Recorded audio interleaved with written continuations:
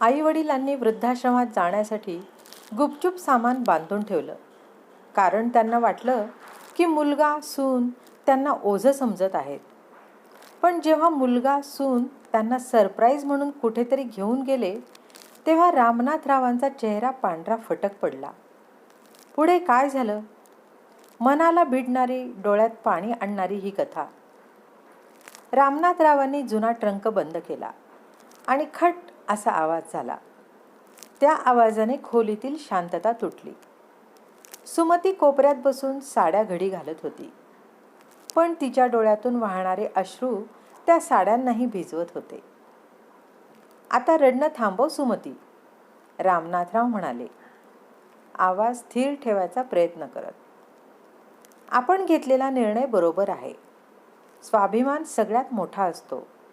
मुलांना आपण ओझं वाटण्याआधीच आपण स्वतः दूर होणं योग्य. सुमती म्हणाली, पण एकदा विवान आणि काव्याशी बोलायला नको का? अजून त्यांच्या लग्नाला 6 महिनेच झालेत. त्यांनी कधी आपल्याला वाईट वागणूकही दिली नाही. प्रश्न वागण्याचा नाही, जाणीवेचा आहे. रामनाथराव खिडकीतून बाहेर पाहत म्हणाले, लोक सांगतात लग्नानंतर प्रायव्हसीच्या नावाखाली आई वडिलांना दूर केलं जातं.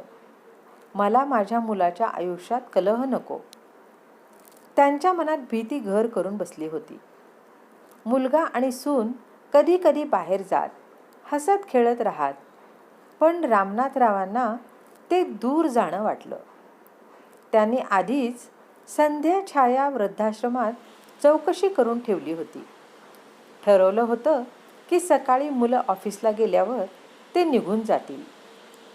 पण दुसऱ्या दिवशी विवान म्हणाला, बाबा, आज संध्याकाळी तयार राहा, आपण कुठेतरी जाणार आहोत. रामनाथजींचं हृदय धडधडलं. कुठे? सुमतीने विचारलं.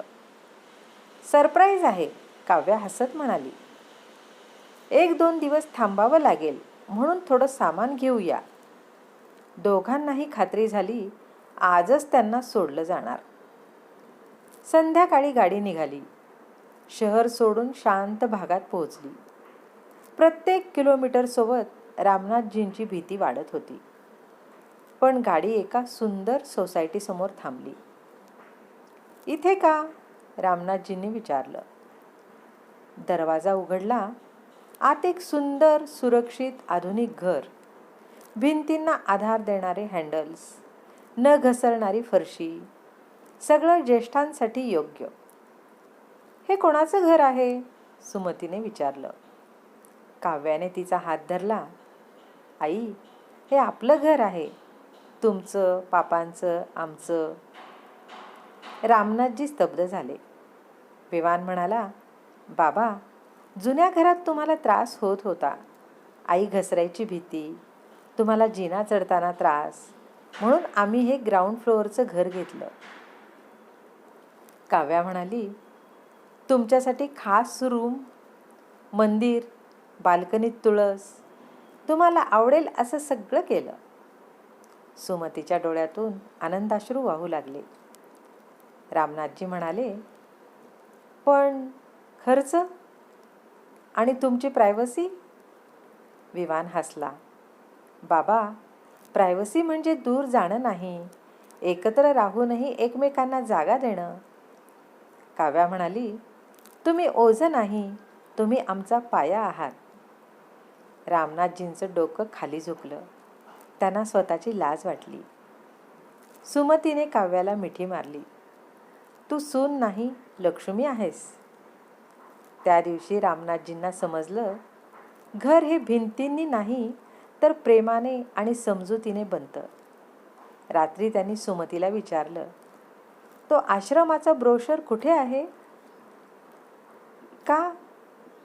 फाडून टाकायचा आहे, कारण आता आपल्याला घर सापडलं आहे. शिकवण, गैरसमज नात्यांना तोडतात, पण प्रेम आणि संवाद त्यांना आयुष्यभर जोडून ठेवतात. रसिक श्रोते हो, ही कथा तुम्हाला आवडली असेल तर लाईक करा, शेअर करा, सबस्क्राईब करा आणि एक गोड कमेंट द्यायला विसरू नका. जय श्रीराम.